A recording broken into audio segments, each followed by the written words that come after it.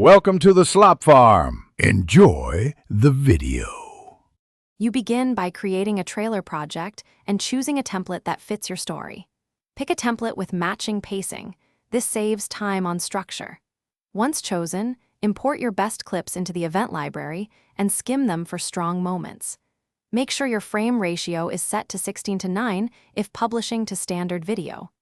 Now drag clips into the placeholders to replace the dummy media, because templates rely on those markers to keep timing and transitions tight. You now focus on matching clip action to the trailer beats.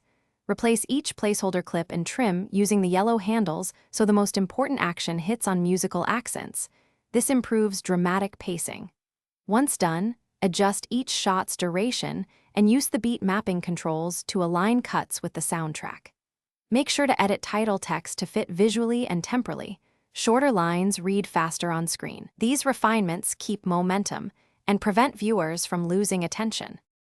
You finish by previewing the full trailer and listening critically.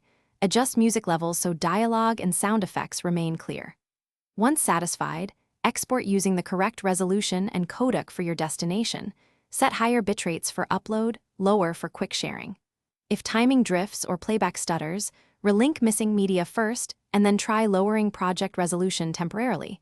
This often fixes performance issues without altering edits. Finally, watch the exported file to confirm audio sync. Thanks for watching. Consider subscribing if we helped you today.